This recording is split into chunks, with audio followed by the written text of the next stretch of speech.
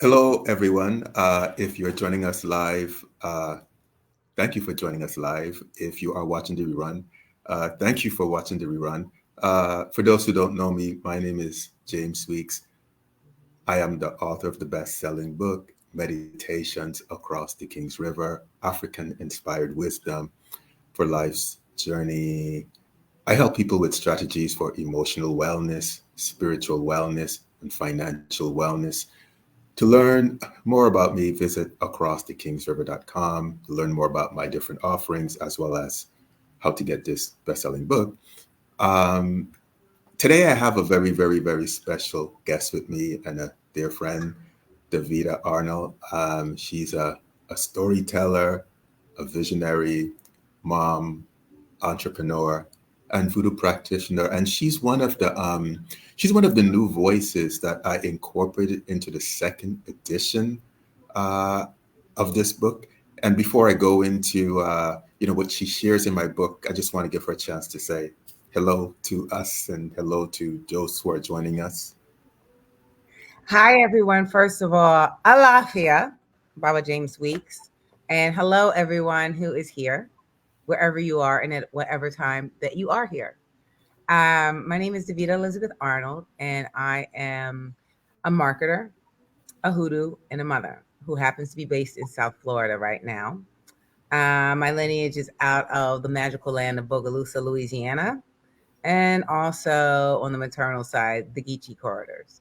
And so I am thrilled to be here with you with my platform, Auntie Next, which is exploring anything and everything from menopause to money for women over 40. And a lot of that has to do with mindset. And mindset for me, particularly as a hoodoo, has to deal with spirituality. So I am honored to be here with best-selling author James Weeks. Hold on now, ta-da! If you don't have this book in your spiritual toolkit, you need to. If you don't have it in your financial toolkit, you need to. If you don't have it in your emotional toolkit, boom, boom, boom, boom, you need to. Meditations across the King's River, African-inspired wisdom for life's journey. Baba James Weeks is a dear friend of mine and also a trusted advisor. And I have been very blessed and fortunate in my life to have him in my life. And with that, Baba, take it away. Tell us a little bit about this book. All right, so when there are several reasons why I decided to come out with a second edition. There were some life-changing events that happened, and so since I did the first book, there were new events, new life experiences happening, and I felt like, well, I have to tell these stories. I have to include these stories, and one of the things I wanted to do was also include other stories of people I've met since the first book came out, since the first version of the book came out. And so, for example, during a conversation with you, I wanted to include something that you shared with me that I felt, you know what, we should share this with a broader audience in the book. So I'm going to read the quote I have from you uh, that I included in this book, and it's in chapter 7 about nourishing the soul. And the quote I have for you, and I'll read it. It says, Davida Arnold, a Florida based storyteller and hoodoo practitioner, says her spiritual practice is inspired by nature. Different seasons, moon cycles, ancestral events, births and deaths, and master teachers and spirits inform what actions I take. Well, here's a quote. The quote is from you. Different seasons, moon cycles, ancestral events, and master teachers and spirits inform what actions I take, ceremonies I perform, and wisdom I nourish. Then she says, my ancestors trust me to speak on our behalf. I have no words that they do not touch. I ask for guidance. I ask for them to write through me. I thank them for using me freely and easily. We bring the gift of story through Dahomey to Low Country, Angola to Louisiana, Congo to Georgia. Venerating them connects me to the source of story. I love that so much. So could you like impact that for us? The whole notion of ancestors, of you speaking on behalf of the ancestors. What is that like for you, and when did this journey begin? Well, Baba, I'd say if I were to crown that like speaking on behalf of the ancestors, for me, In my family, I was brought up Muslim, Nation of Islam Muslim, right? Completely, it appears to be in a different universe. Though both of my parents were originally brought up Catholic, right? Now, Catholicism and hoodoo particularly is used as a coat under which African traditional religion in the form of hoodoo can exist. So, for example, Santa Barbara is for people who are in the Lukumi tradition, right? It's covering Shango, right? So we pull down the saints in Catholicism to cover so that modern culture would not be, mass culture would not be in the middle of a mix of our works, right? And so for me, my journey into hoodoo really came at 6. I started having dreams and being able, later I learned that was like astral projection. But I used to be able to see different rooms in the house. And I used to come upstairs to my mom and be like, you left the cake downstairs. And she'd be like, I know, but how do you know? And I'd be like, well, because I went downstairs. But I hadn't gone downstairs. I would be in the bed with her. And so after a while, I realized that I was doing things that were causing some people discomfort. And I would go talk to my grandmother and I would tell her some of the things that I was seeing. And she was never shocked. And she would just be like, yeah, that makes sense. And so I started talking to her more as a child about things that I was seeing and things that I was able to do. Fast forward throughout life, I always had a strong predilection for being in nature, and I knew that I was able to get really grounded in nature. I didn't know what grounded meant. I just know that I felt entirely at peace in nature. And I grew up in West Philly in the concrete jungle. So finding peace was important. And the more time I spent in nature, the more peaceful I felt. And the second intercession was I started going to Girl Scout camp. And there I fell in love with my favorite people, also known as horses. I ride horses. I used to teach horseback riding. Of course you do, Baba. Come on now. And you know, what is that book? The Divine Horseman. It's a very famous voodoo book, right? Yeah. So it's interesting that, right, we have these animals and connections, and I'm still putting this together. I'm 12 at this point. I'm 13 at this point. I'm 14. But I know that there's certain things that bring me a level of peace. And I know that when I have that level of peace, I get very clear. And when I get very clear, all the noise around me stops. And I said, I want more of this, whatever it is that stops the noise, because it felt like cool water running over my head. So life goes on and I'm going on, I'm going on, I'm going on. And eventually I would say that there were three major life transitions. The passing of my grandmother, Ibaye, Dorothy Ella Peterson Garvin, Ibaye. The passing of my grandmother when I was 14. And I immediately knew when she was passing. Like I just felt a cord cut, like a net, because she was my safety net. And I felt like this tension. And then I told her to my mom and I said, Grandma's gone. And she called the hospital and she had gone. Mm. And it was another one of those, who is this child that I'm living with type of thing. But also at that point, my mom had kind of settled into this was the child she was living with. And that's interesting. Hi, Grandma. Mm-hmm. You see, she just showed up with those sparkles. Hi, Grandma. Yeah. I love you. And so with that, the second intercession was when my son, Idan, who is now 24, when he was 2 years old, I was in South Africa. And I felt the same cut. And it turned out that he had fallen into the bottom of the pool. And I just charged out the house. I jumped over the table. I got in. I pulled him out. I did CPR. And I was like, it happened again. Like that thing where I'm able to feel where it's about to happen or something that's just happened. And I said, I got to start studying. What is this that's happening? Who am I? And I started reading different books. I knew that I was in love with Aesop's fables. I started falling in love with Brer Rabbit and the Rabbit Tales, which were all, right, fables from our people in the South, talking about the way that they cloaked wisdoms underneath fables, right? And then those Brer Rabbit Tales, as we know, came from a lot of different stories that came off of the continent in different places, right? Because those stories were transferred when we talk about this journey of wisdom. And the third time was when I landed here in South Florida. And that's when the practice really amplified. Along the way, I'd been reading. Around the way, I've been doing works. I had been um, in association with an Elay in Brooklyn um, for a period of time. And when I moved to South Florida, the day I landed, my auntie passed. And I felt the same thing. I got off the plane and I felt this, it was like this. And my cousin called me and said, Aunt Carolyn, who is her mother, Ibaye, passed. My whole point moving here was that I wanted to surprise my auntie and tell her I had bought the home. That was my whole thing. But when I got here, I never got to surprise her because she had passed.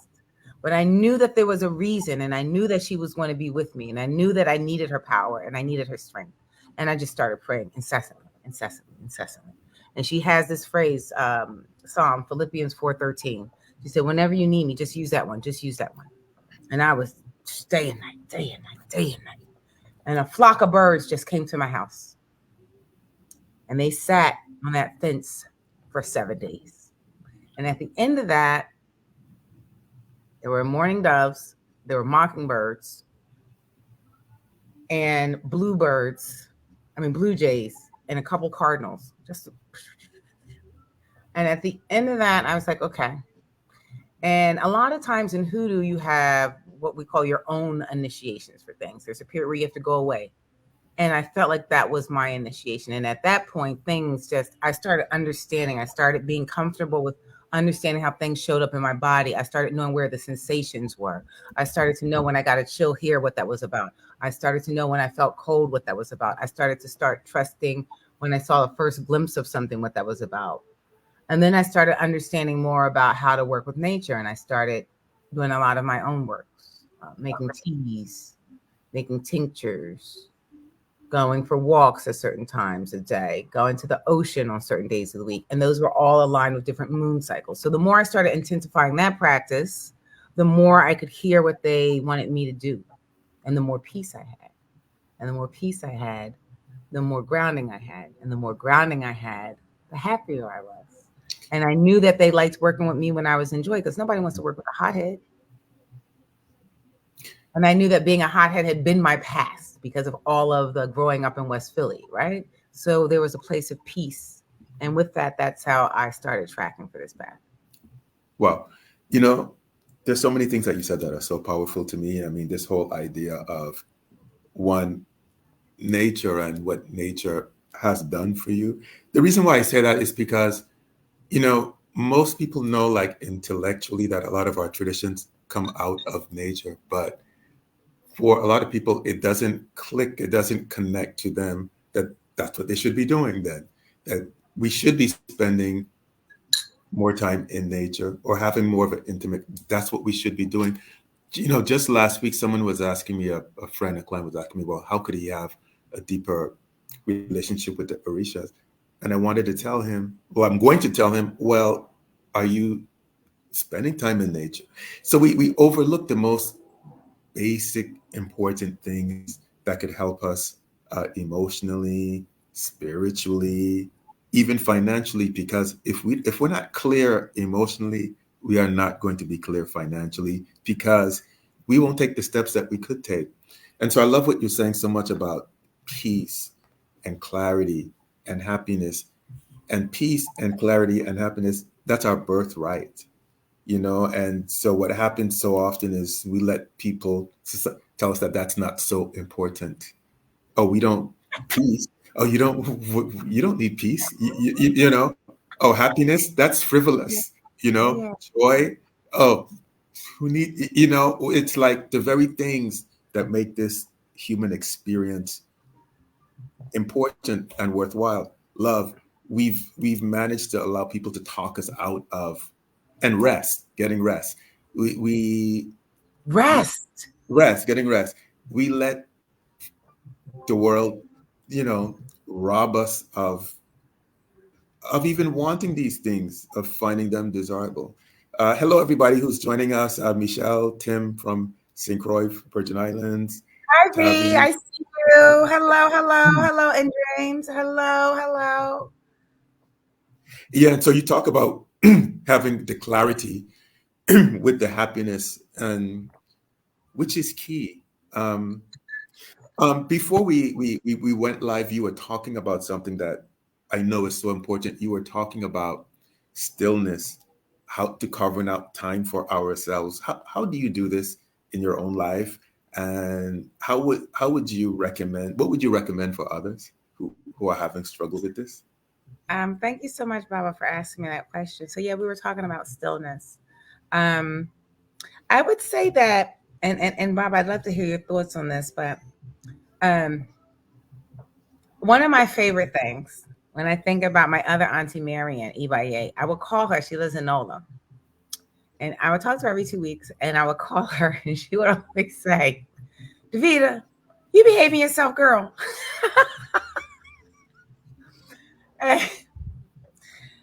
This is funny because I've always been a willful girl.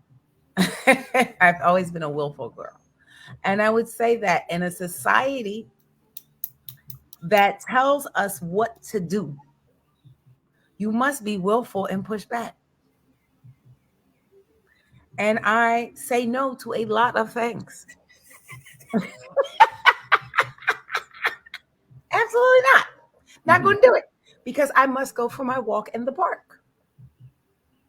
Absolutely not. Not going to do it because I must go to my garden. And the more I say that, the more I smile and laugh. So I feel like this being able to carve out time for stillness is the biggest rebellion you can possibly have in a culture that wants to keep you busy. So instead of going for this purported being a bad, tough person is about getting to the bag, how about being the baddest, toughest version of you is getting to your peace, is getting to your stillness, is getting to your rest? Guard that at all costs that are beneficial and in the light. How are you going to let society tell you you can't rest? How are you going to let society tell you that if God woke you up in your right mind, right heart, right body, on the right side of the earth, that you can't take a walk? What? I wish you would. So I want people to embrace that. And I say, there's a lot of conversations in this culture about your inner child. I like to tap into my inner teen. 15-year-old Davida was taking nothing from nobody. Mhm. And sometimes I'm like, come on, Dee Dee. That's what I call her, Dee Dee. When people are doing too much, I'm like, you do not want Dee Dee to come out because I will walk right out of this room right now and go for a walk. And so I think a lot of us have that inner teen that have let go dormant, that enjoys trying new things, that enjoys a new recipe, that enjoys making new friends. Hip hop, no new friends. What? What? You telling me out of all the beautiful people in the world, I'm not supposed to make new friends? That's corny. That's an absolutely horrific idea. So I feel like that ability to push back, I really implore people to tap into their inner team, some of those things. That just literally like, nah, go for your walk. Look at how healthful you feel, how happy you feel. Was it going to be thrown away because someone said you couldn't? Come on now, y'all. We know better than that. So I feel like you gotta push back on those things. Yeah, absolutely. And so, on my own journey in my own life, so one of the things I I work on is finding what else I could say no to.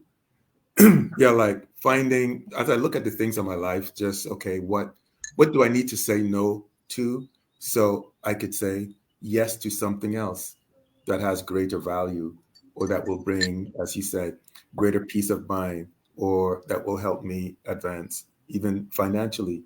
So it's finding things I could just say, no, I'm not doing that, or that's not how I'm going to be spending my time. And then also on my journey too, is recognizing, and this is a huge one, I think, for a lot of us, recognizing one, we can't help everybody, right? And we can't fix everybody, and we can't save everybody. I mean, so not thinking that we have to be a, a martyr in any way, which, which, because we're not in control of the life lessons of other people. And that was a big one for me, realized, James, you're not in control of somebody else's life lesson. Their life lessons are their life lessons, you know? And so freeing myself to of expectations has helped me a lot to feel lighter and more free. Um, so, so I want you to talk about spiritual practice because I know this is big for you. What are some of the practices that you find helpful and nourishing for you, and what advice do you give others who are trying to find a spiritual practice that might work for them? I'd say that's a great question. So, things that I find helpful for spiritual practice is really, I started with this. As a child, as the oldest of five, I was homeschooled until, that's right, V. Walking is so healing. It's so healing. I'm so glad you said that. Walking is so healing. That's right, V. She's amazing. She's part of the ATRS book club. Much love to you, V. Hi. Um, so things that are part of the spiritual practice, I really think that first and foremost, being the oldest of five, being homeschooled until ninth grade, I've always had a different point of view than the majority of people I come across. And I have no problem talking to myself out loud as a result. Turns out most of my things are talking, like I'm like, Grandma, we got to do this. Or I'm like, come on, y'all, we're going to play tennis. Like when we had this start of the conversation, the sparkles came up on the screen. She shows up for me all the time. They like to get on these. They be like, "Oh, look, it's a computer. We get on the computer." Mhm. I mean, just imagine we're going to be on the computer today. Come on, everybody. So I'm like, "Come on, everybody. We're going to talk about Baba James." I talk out loud because if we even say that energy is neither created or destroyed, if we go on the scientific, let's go here and let's not even get into how cousin Einstein was a huge believer in multiple spiritual things. Okay, Cousin Einstein, I like that. all right, because this is the Eve gene, right? So everyone is our cousin. We Hmm. made all of this, all of them, Hmm. everyone, right? Everyone is family, Hmm. right? So cousin Einstein, Mister didn't talk until he was 6 years old because he didn't have nothing to say to the people around him, Uh-huh. right? But E equals MC squared. Energy is neither well, not E equals MC squared, but energy is neither created or destroyed. So if you love me, then let's just put that into African traditional religions. Let's just put that into hoodoo, right? You are covered by the prayers of 1,000 grandmothers, right? So if I believe that I'm covered by the prayers of 1,000 grandmothers and energy is neither created or destroyed, and I know you love me and I love you, then we should be able to talk about things. I take it really back to a very simple childlike thing. Hmm. That's where the joy is. And that's where I operate from. And it can be disconcerting for some people that I'm 50 years old and I get a kick out of flowers and suns and I call the lizards outside. I call them Lizzie. Every last one. I'm like, hey, Lizzie.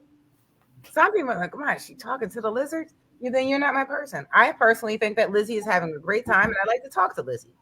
So I talk out loud. Now in African American Black churches, right? They talk about the power of singing. And that also happens in African traditional religions, right? So I know like when you sing the psalm, you're hitting it at a higher velocity, a higher angle than if you just talk it. That's why the singing and the chanting, right? And any of the traditions is important, right? Because it amplifies, right? So I'm talking all the time to them. That's one thing. Just all the time, like they're here because they are. And the second thing is that I really pay attention to moon cycles, to earthly things. We just had the full moon yesterday. There's no mistake that we're having this meeting today. None. Hmm. I don't overcomplicate. I look at it all with the wonder of a child.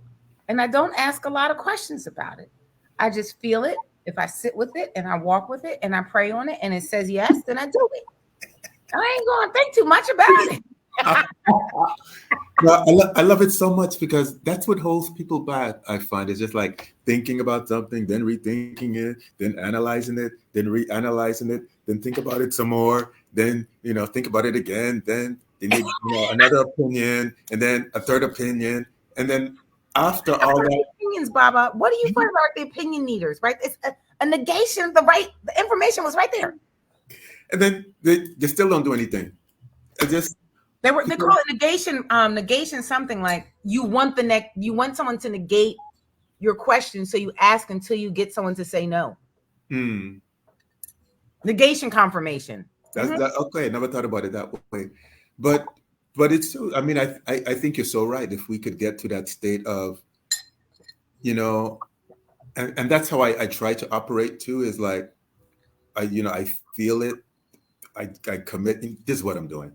What comes comes. But this is what I'm doing. I'm going in this direction without rethinking it and overthinking it. So that is so powerful. So you talk about being a hoodoo practitioner. A lot of people, are not familiar with that term, hoodoo. Um, could you, for those who are not aware, could you tell us about this heritage, Yeah, where it comes from, and how it influences you, and yeah, how it has helped our people? yes, for sure.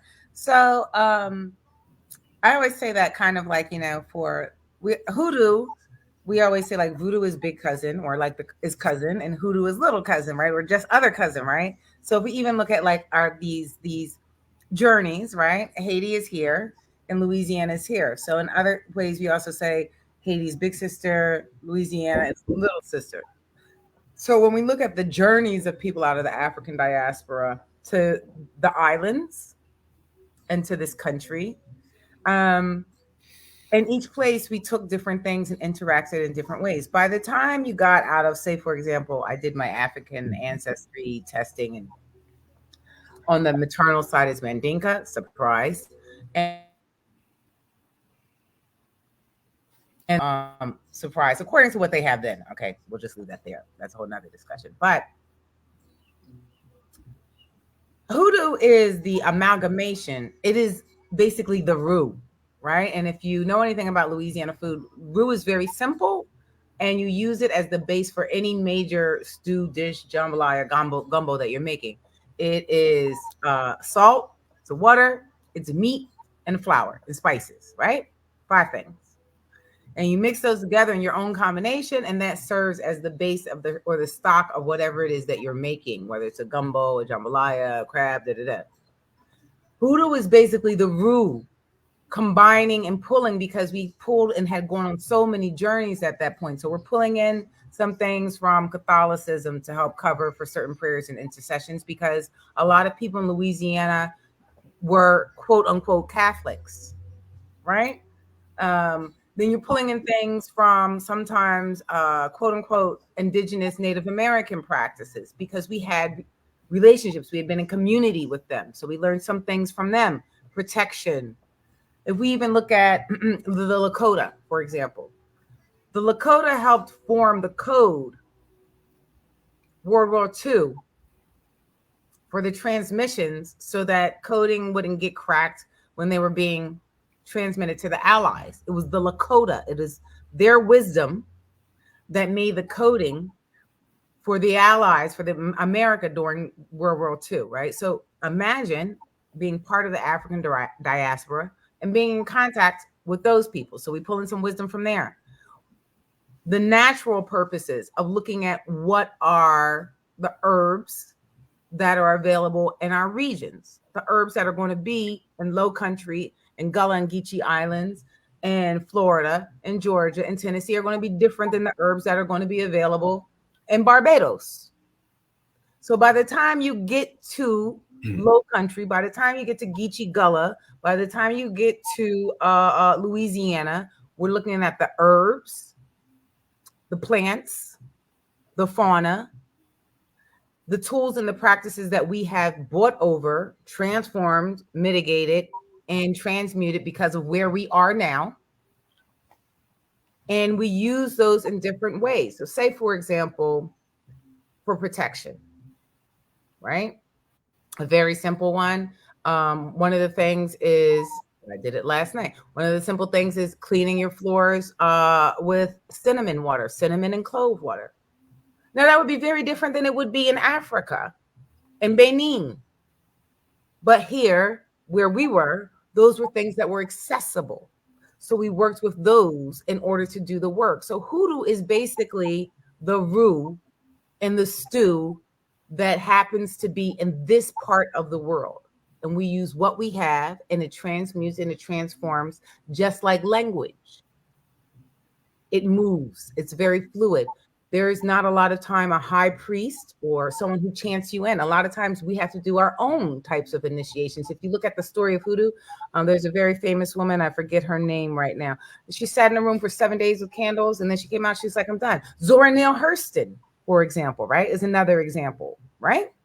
She was a hoodoo, and she went to certain practitioners, and they would say, okay, this one is going to do this one is going to do that. A lot of our work happens to be by ourselves because we are in isolation from other communities, because we may have been on the run from another community, because we may have been going from south to up north. So you take with you what you know and you transmute it. I would say that hoodoo is therefore then a very malleable version of protection, peace, and prayer that is based on African American or Black cultural experiences unique to this country.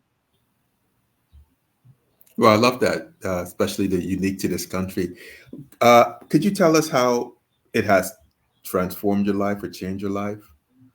I would say, you know what, Baba James? As a child, I like to throw hands, right? I Mhm. liked to throw hands because I was very protective of my brothers, and they were very calm and sweet boys and played violin and all kinds of stuff. And West Philly is just not having it. People wanted to steal my bike because my brother was on it because he was a little violin boy. And then I was going to get that bike back. And I carried that with me for so long. I finally said to Davida, you cannot be the grandmother who's throwing hands. That's not going to be a good look now. And by leaning more into my practice and being more in nature and working the herbs in my own garden and making my own teas and making my own tinctures, that takes time to learn how to make teas. That takes time to talk to the sage plant and be like, oh, which 3 leaves are going to come with me today? It takes time to talk to the soursop and make tea, which happens to be a great antioxidant, but it's also a great protection plant, right? That my son planted, right? Because nothing is a mistake, right? Right. So the way that I'm using soursop might be different than a relative or cousin in Trinidad, right? But some of it's the same. So I'd say that the greatest thing that I have learned from deepening my practice in hoodoo is that has changed drastically my relationship with nature. All I want to do is be with it. All I want to do is be with nature. I want to learn from nature. I want nature to talk to me. I want to learn how to hear nature better. I want to learn how to be with nature better. I want to learn how to protect nature. I want to have nature protect me. I want to love nature. I want to be an amazing, seamless relationship with nature because that brings me the greatest peace. And that's where I can hear spirit. And that's where I'm the freest, is in nature. So hoodoo has made me free. No matter what's happening out here on this TV, whatever's happening on the media, I am No, I love that so much because it's so empowering. You said no matter what is happening on TV, and when we think about all the global crises that are going on, all Palestine. I mean, all of them. I mean, whether it's the Congo, whether it's the Sudan, whether it's here in the U.S., whether it's in the Caribbean, um, just the notion of like what you just said about no matter what's going on, being able to come to a place of finding something inside yourself that could help you is just so revolutionary. I mean, it's just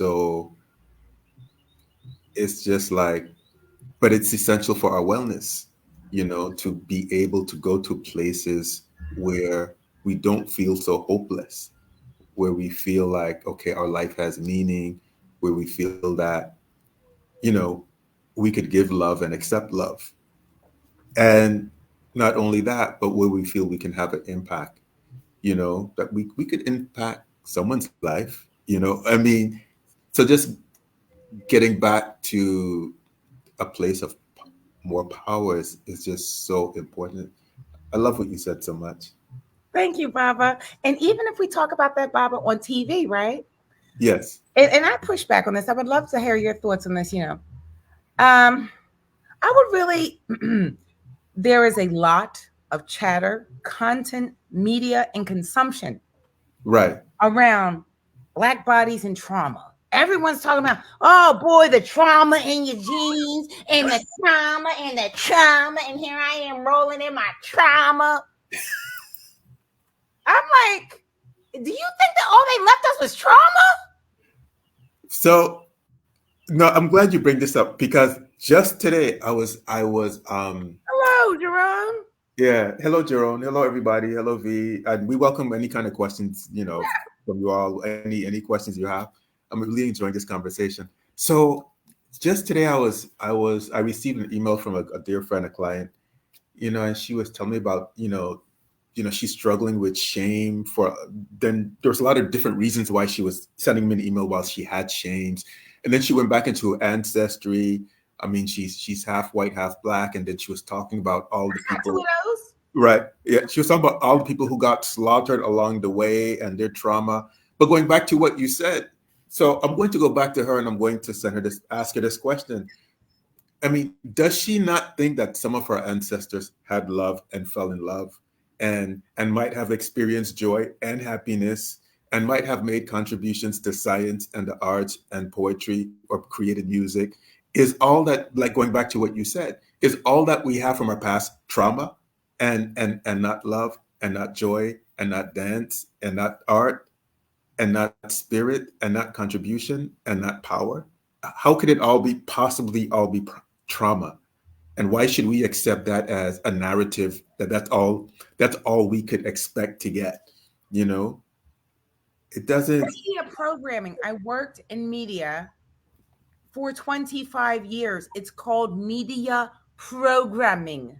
Mhm. Dear community, it is called media programming. What are you allowing yourself to be programmed? Come on, y'all. I need you to tap into that inner team. There's something wrong about that. You cannot just believe that if you ended up here at this point, that everything was trauma. Also, a lot of us were not even enslaved. Mhm. Another whole category. Another whole category.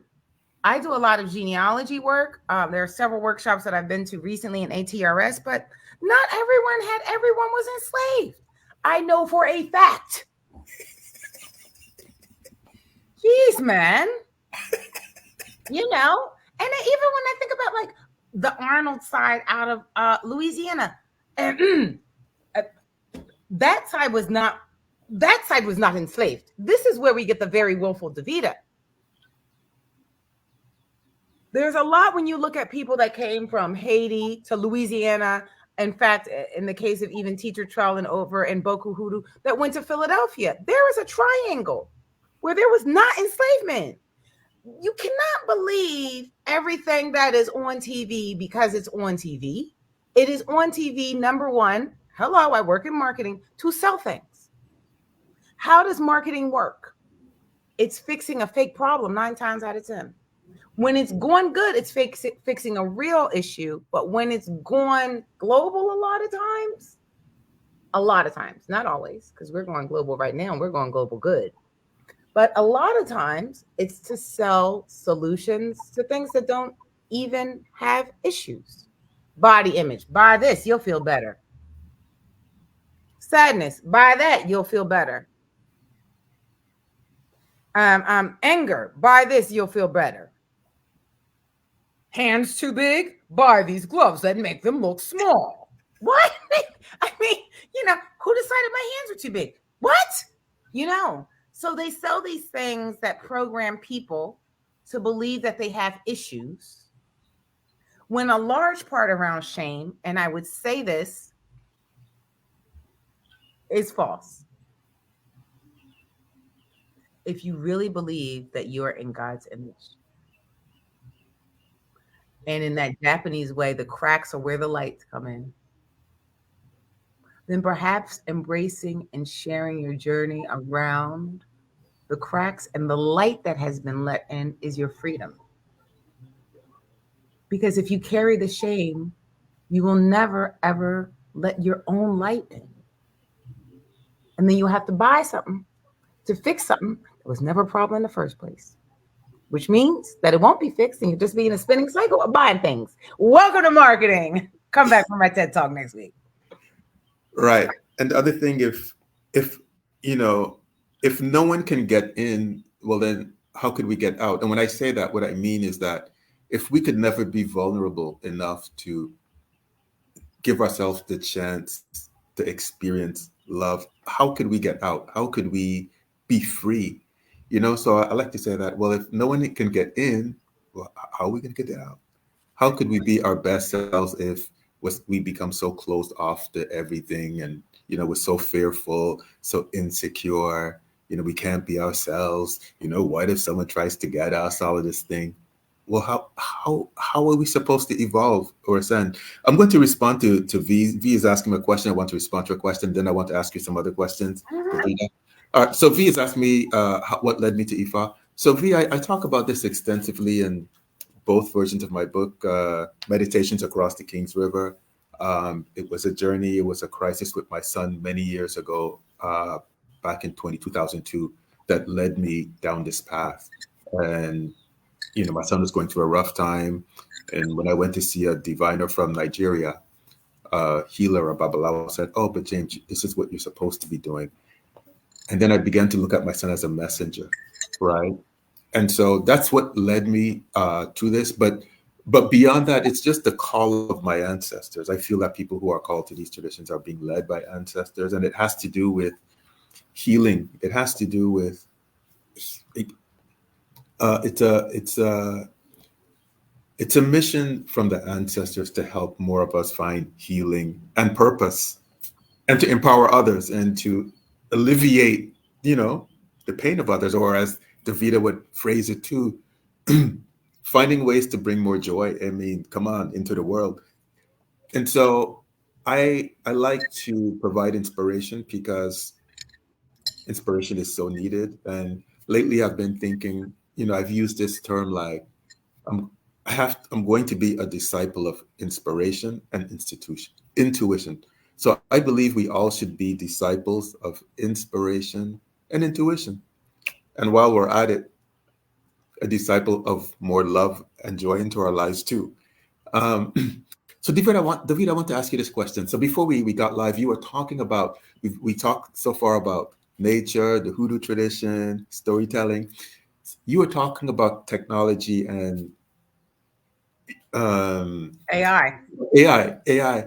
How do you feel? So AI is new to all of us, right? So how do you feel AI can help us? I mean, there's these fears about AI. How do you think AI could help us in our practice, on our journey to, in whatever way? Thanks for that question, Barbara. So, as we sit here on Ogun's internets, as we sit here on Ogun's computer, right? So for people who are aware, right, Ogun is the Orisha of many things, including technology, iron, and war.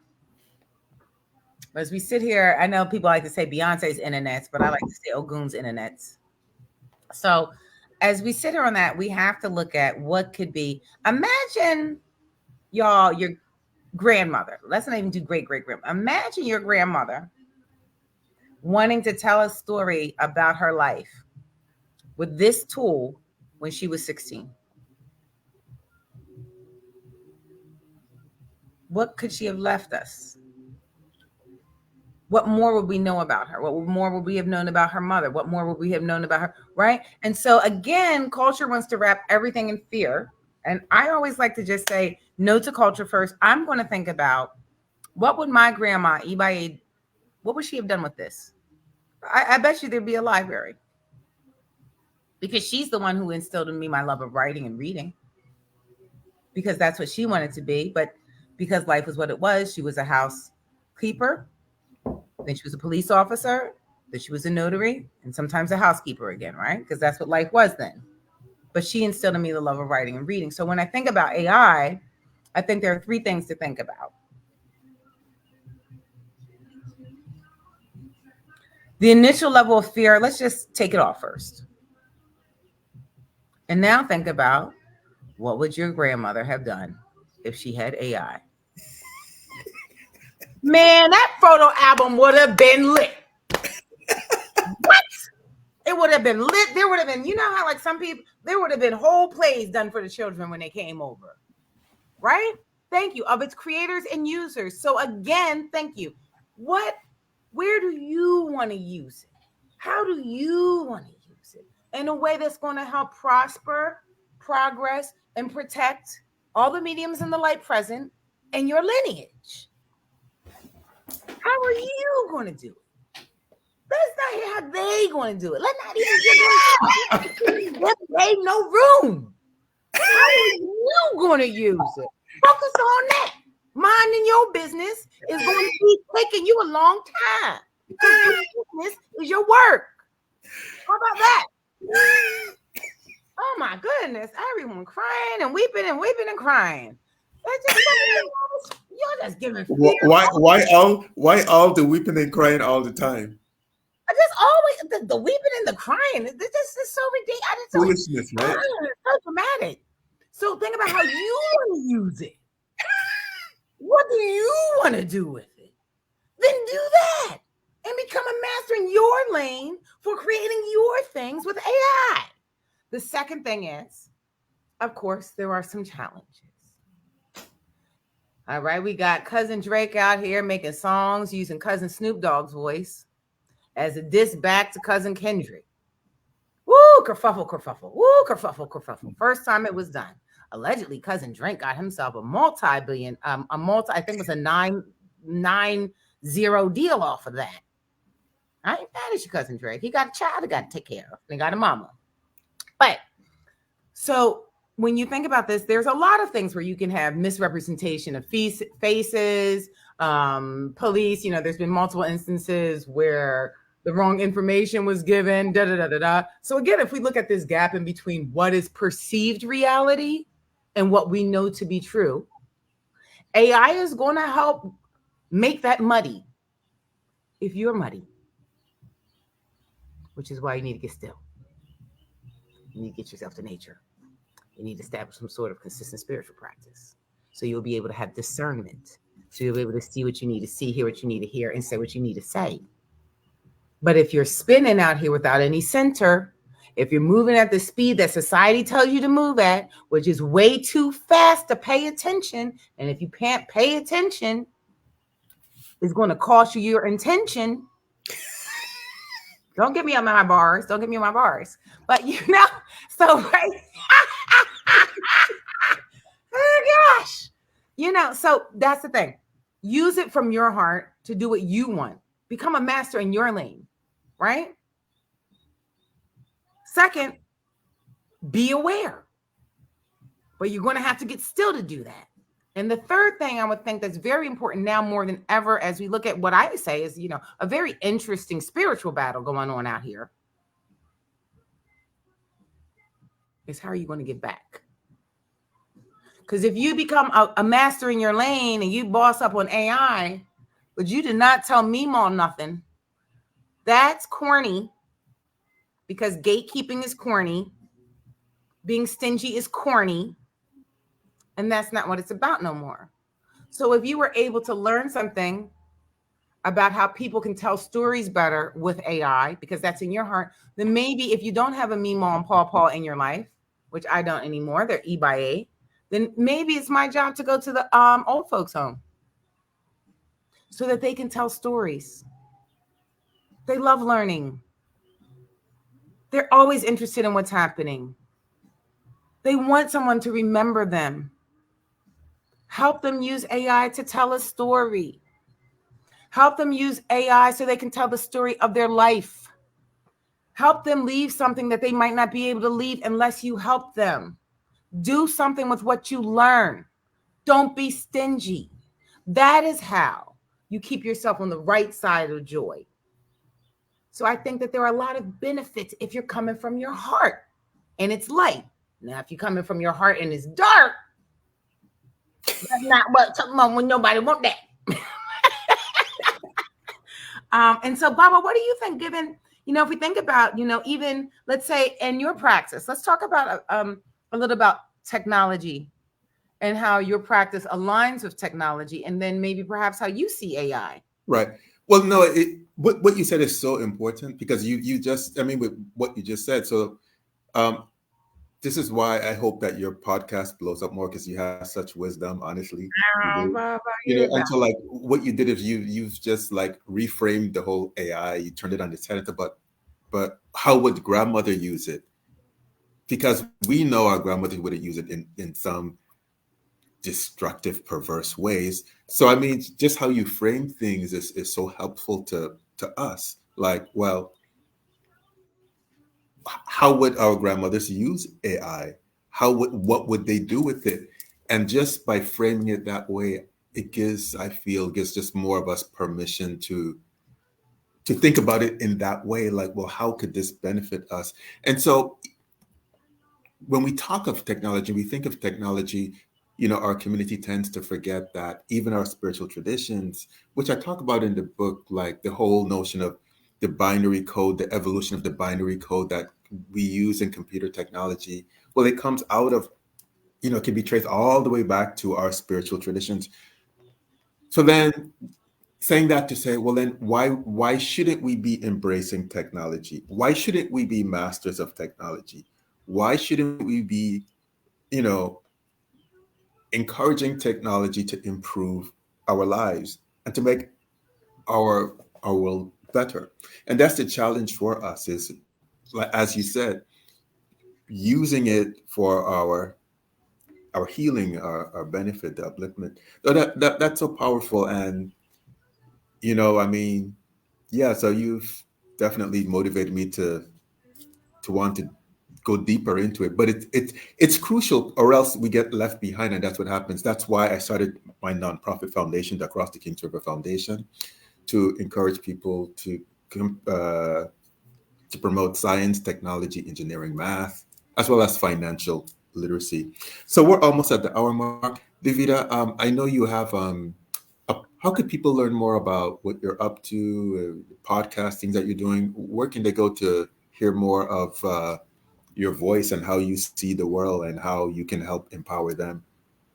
Yes, thank you very much, Baba. So, the best place for people to go currently is going to be to Auntie Next, right? It is my homage to my aunties, but it is also the community that I'm developing because women over the age of 40, 78% of us are dealing with everything from the wheel of menopause to money. We're dealing with children moving in, children moving out, empty nesting. We're dealing with forced exits from jobs and planned exits from jobs. We're dealing with expanding our brand, moving into entrepreneurship. We're dealing with perhaps looking at moving states, perhaps wishing that we could move out of the apartment we're in. This is a whole wheelhouse. So, right now, if they want to go to auntie.next.com, I will, don't be stingy, right? Don't be stingy. It's corny. We all know that. When you go to school and the person's just hoarding this stuff, like, yeah, don't be that person. Ugh. Um, and so Auntie Next is where we have a community that's for women. But I'm bringing this up because I've had a lot of interactions so far with husbands, boyfriends, and partners, right? Who are like, I don't understand who my wife is anymore. And I'm like, she's 43, she's 44. And they, oh, yeah, she's probably going, right. And they're like, okay, can she call tomorrow? And these partners are really looking for help around things that they don't quite understand because what has society done? Not left clear paths, not left clear communication around something that's going to happen in every woman's life. And if a woman is a center of a community, then it's impacting the whole community around her. And there's a reason why there are not clear paths out there because a disoriented community is easy to control. And an easily controlled community is not going to be able to focus on their what? Peace and joy. And if they're not focused on their peace and joy, then it's easy to cause chaos. We're not having that. So Auntie Next is an homage to my two Auntie past as well as to the combined professional and personal wisdoms. So if you go to auntie.next.com, you will be able to find a series of workshops and everything else that's happening. And that is where it is happening, auntie.next.com. I also have my marketing and media agency, Davida Media, but you will end up seeing that if you go to auntie.next.com. So I suggest everyone go there, auntie.next.com. The socials are listed there. They're the same across the board. We have a series of workshops. We have all kinds of things happening. This is happening on Auntie Next. Jerome, you are my friend. You are my good friend. Okay, Jerome. Okay, Jerome. Thank you. But that's where, right? I'm interviewing with you on this because I want the women in my community and the people who love them in their community to know about the fact that this book, I'm going to be very serious, y'all, not only redirected my life, but when I got this book at that point, the first edition, it was a large part of saving me from doing some things that would have been personally very challenging and moving me towards a path of more light. So, Baba, I am always in gratitude, in joy, and just inspired. And I know that favor is my face and blessing is my back and joy is my way and grace my home. Because when I see you and talk with you, favor is your face, blessing is your back, joy is your way, and grace is your home. And there is no mistake that we were brought together in this life. And there's no mistake that you made this book and that it went into a second edition and that it is a bestseller. Hold on now. Shoot. I put something up on my website. So that's where you go, guys. AuntieNext.com. That's where everything's going to be happening. When we have interviews with wonderful people like Baba James Weeks and all kinds of other people. So this is where it's going to be happening. And that is my life project. Kind of like this book is his anchor for a lot of things. Auntie Next is my anchor because my aunties gave me the grace to meet Baba James and to be able to sit here and talk to him years later. Well, thank you so much. We're almost at the hour mark. You've been a fantastic guest host. You know, this is the first time I laughed so much in. I'm so happy that I'm doing my job. As long as yeah, it's the first time I just laughed so much. It's just entertaining, you know. But I just love the way you frame things and express things and view things. And also for those who are just joining, you know, if you don't have, again, to learn more about me, you could visit acrossthekingsriver.com. If you don't have the second edition of my book, you could go to my website and order it. We would definitely love your support. A lot of wonderful news stories in there. And your support helps us to continue doing these stories and bringing more work like this into the world. And thank you for being a fan of the page. Appreciate all of you. We're wishing you a good day and thank you for joining us. Please share the link to this with people that you love. Thank you so much. Yes. Thank you. Adupwe!